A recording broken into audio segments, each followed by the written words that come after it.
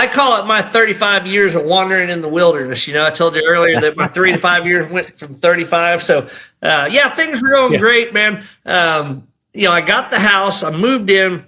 I had not even made the first mortgage payment on it. This story is just getting started. I'm joking. This is so exciting. I can't believe that I lived this life. I can't believe the things he's done for me. So I hadn't even made my first mortgage payment, and I get fired from my corporate job because I'm popping all these pills, man. I'm a drug addict, right? And it catches up with you. Like, you can only fake it for so long. You can only slide, coast for so long, but drug addiction's real, and it does affect your performance. And plus, I had a rival teammate that played dirty, and she had the boss's ear, so she was throwing me under the bus every chance she had. And but long story short, I got fired from my corporate job. This is just 6 months after I hit the President's Club, where they treated me like a hero. I just bought the house. So I had a new house payment, I had my son to take care of, and I had no job. And this is in 2008. The housing market had just crashed. My entire professional career had been doing mortgage loans and owning a mortgage company. And so, man, first I thought, hey, no big deal, man. I can get a job. I got probably the best resume of anybody I've seen, so I went and started interviewing, but I couldn't get a job because there was nobody doing mortgage loans in 2008, and there was nobody hiring, more. I was applying for entry-level loan officer positions, and I'd owned my own mortgage company before, and I couldn't get a job. And so I thought, no big deal. I've opened a mortgage company before. I'll just do it like I did before. I came home, I started cold calling. My first mortgage company, I sat and did loans out of my bedroom for a couple of months. And then after I got a few loans closed, I rented a high rise, and the rrest is history. So I'm going to do it again, right? Man, I would cold call, and I'd buy mortgage leads and call. I could not get a loan. Not a loan. I couldn't even get anybody to fill out an application to get a loan. And so, man, this went on for a while. I went through what little savings I had. I went through my unemployment, and it got tight. I was in line at the food pantry. I'd be in a suit and tie interviewing for jobs, and then I'd go to the food pantry, and they're like, what are you doing here in a suit and tie? I'm like, I'm hungry. I need food, right? But I'm still trying to get a job, So this went on for about 6 months. I started getting way behind on my mortgage payment. And then my dad came down. He lives in Northeast Oklahoma. He came down to visit, probably over Thanksgiving, I'm guessing, Christmas, somewhere around there. But he brought me a sewing machine. And he's like, hey, I brought you a sewing machine. You can, because he knew I was out of job for like 6 months. He's like, you can always do upholstery. Man, I ran from upholstery my whole life. I want to do no upholstery. Like, I'm a white collar guy. I'm not going to do that blue collar. Not going to do that. Anyway, so I was like, yeah, thanks, Dad. But on the inside, I was like, but no thanks. But I took the machine and I kept doing cold calls, kept trying to open this mortgage company, and just with no luck. And after several weeks of having that sewing machine sitting in the floor and getting no loans, I finally decided, you know what? What can it hurt, right? I'm gonna dedicate the morning to getting mortgage loans, and then when I'm fresh and I'm most productive, and then the afternoon I'll go. I'll try to find upholstery work. I don't even know how. I started hanging like flyers up on the cork boards at bathrooms at gas stations and stuff like that. And man, it wasn't long at all, and I had pages of possible upholstery leads. So as they say, in the Bible, the writing was on the wall. So I opened an upholstery company. And if you think about it, man, I still own that upholstery company today. That's how I make my living. So if you think about it, I went to prison and I learned how to sew, and that's what I do for a living today. So, wow, God really did have a plan. I didn't even know how to spell upholstery. I had to actually look it up to do the name certificate through the county. But I didn't know how to do it. I just started dragging stuff home, kind of like I did in prison, taking stuff apart and figuring out how to put it back together. And I started, for whatever reason, I started getting a lot of boats in the beginning, and I started getting a name for myself doing boats. And after like 3 to 5 years, I thought I could start seeing the light at the end of the tunnel. I wasn't making mortgage money, but I was like at least getting a name for myself and learning a trade and doing these boats. And just about the time I thought I could take a breath and breathe a little bit, we had a 3-year drought in Dallas, and the lakes dried up and the docks were setting up on the banks. And so all the boat upholstery dried up. So, man, here we go again. So I had to start doing furniture upholstery, and I didn't know how to do furniture upholstery. It's just different.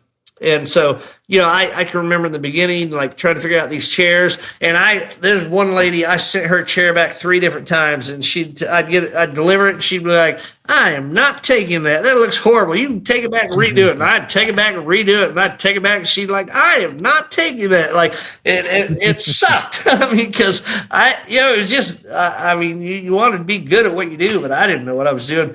And so I was struggling. But I was getting some furniture in, so just doing my best. I figured that, eventually I'll learn it. But one day I checked my voicemail, and there was a guy on there saying, he said, this is so-and-so.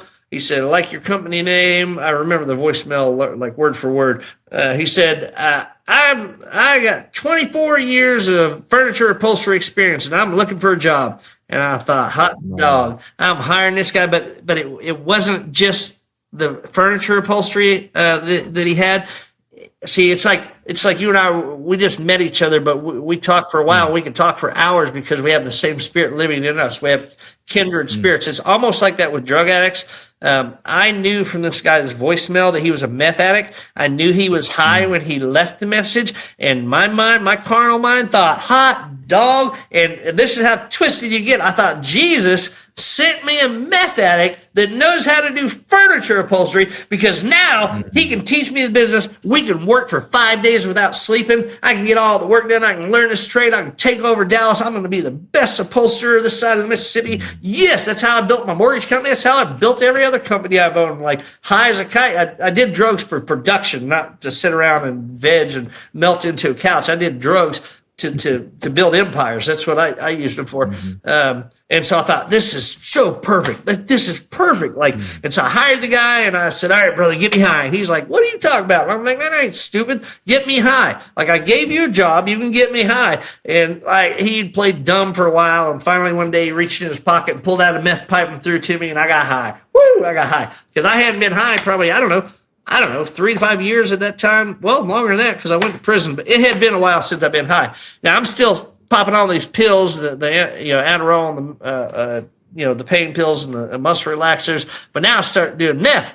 And man, I jumped back on that saddle, back on that horse, and I never got off. And in the beginning, it was great, man. I mean, just like I planned. Like, I was working, 4 or 5 days without sleeping, working 24 hours a day, learning how to do this trade and getting furniture done. We deliver it, 1 in the morning. Sometimes, get little old ladies that are still awake. We're like, we can bring it now. And just, it was crazy. But in the beginning, it was going good. But what's that saying? Sin will take you further than you want to go, and it'll cost you more. What does it say? It'll cost you. It'll take you further than you want to go, and keep you longer than you want to stay. I forget the saying. It's a good one though, if I can think of it. it'll take you further than you want to go, and keep you longer than you wanted to stay, and it'll cost you more than you wanted to pay. And that's what happened. Like the sin, it feels good in the beginning. It feels good, right? And I was actually getting production done. I was actually making money. I was actually learning my trade and things. I could sleep 1 day a week, and I was still raising my son, getting him to school functions. I mean, things were going good until they weren't, until things started slipping, and I started getting, 1 week I got 4 school zone speeding tickets, in 1 week, and they're like $400 tickets, and I didn't have that kind of money back then. And just because I was high all the time, my water started getting turned off, and my electric started getting turned off. My electric got turned off so often, and back then you'd have to call electric company, and it'd take 2 days for them to come out and turn it back on, so I'd be without power. So through another meth addict, I learned about prepaid electric. Oh, that was perfect for a drug addict, because I could come up with $4 or $5 and get my lights back on for another 24 hours and then scrape up some more change. And so it was just crazy. Things started slipping. Things just started going bad. I can think of one point that was the probably the lowest, but this is several years into it. Where I was an addict, and my son and I, after work every day, we would gather up the 5-gallon Home Depot buckets. I had several of those around. We'd gather all of them up that we could find, and we'd put them in the back of my truck and drive up here to racetrack because they had a free water spigot, and I'd fill them up with water. And then I didn't have lids for them, because I couldn't afford the $3 extra for a lid. And so then I put them back in my truck and we'd drive home. And by the time we got home, a third of that water had splashed out, or a half of it or whatever. So I'd get about a third or half of a bucket full, and I have 4 or 5 buckets, and I'd consolidate them all. And then that's what we bathed with and what we flushed our toilets with. And, I would take pots and reach down in the bucket when the electric was on. I'd take pots and reach down the buckets and put them on the 4 burners in my stove and get them boiled, and then I'd dump them in the bathtub, and then I'd take the room temperature water and dump it in the bathtub to cool it off a little. And that's what my son bathed out of. But I didn't think, it wasn't because I was a meth addict. Not in my mind. I didn't believe it. I didn't realize it. I didn't believe it. It's because that water company that they charged me a late fee, and I wasn't late. I don't deserve to pay that. I'm not going to pay it out of principle. So it's just insanity. You believe this stuff, man. But that's how we lived. Like my water was off so long at this house that they actually put a notice on my door that they were going to condemn my house if I didn't get the water bill taken care of. And so this is how we lived, man. So it got bad. And that was probably over an 8-9 year period. This last binge of meth since I met the guy, started doing the meth. Things were good, and then they weren't. Probably 8 to 10 years, all day, every day meth usage. So I raised my son, so he didn't really know his mom, and she was an addict as well. That's how I met her, and she ended up getting cleaned up, got married, had kids, and so one summer she said, "Hey, can Braden come visit us for a month? We'd like him to, come to get to know his other family." And so I said, let me ask him. And he said, "Yeah, I'd like to do that." So I put him on a Greyhound, sent him to Oklahoma to visit his mom, and came back. Things went good. He has, a brother and a sister up there, and half brother, half sister, and got to know his stepdad. So things went good. And then he came back, and we went through the school year, and then in the school year, his mom called again and said, "Can Braden come back and visit this year again for a month?" And I said, "Sure, that'd be great, man. He had a good time last year." So I put him on a Greyhound bus, sent him to Oklahoma. That's the last time I saw my boy. See, she didn't let him come back this time. And I had a piece of paper that said I had sole full custody, so legally I could have driven up to Oklahoma and picked him up and brought him back. But see, I knew he was better off there because, dude, I'm so strung out. I can't keep the lights on in the water. I can't take care of myself, much less my 12-year-old son. And so I let him stay there. This was about August. And I made a plan. I said, "All right, man, this is August. I'm going to let him stay there just because I love him so much. Like, this is the only person I've ever loved more than myself in my entire life, and I lost him. Like, and I just couldn't do that. So I decided I'm going to quit doing this meth now. I got a why big enough. All right, my reasonable why is big enough. I'm actually going to quit doing this crap now." And so it was August. I decided, you know what? I'm going to let him stay there and go to school for the fall. And I'm going to get clean. And at Christmas, I'm going to be straight as a lace. I'm going to go pick him up and bring him back for Christmas. So that's my plan.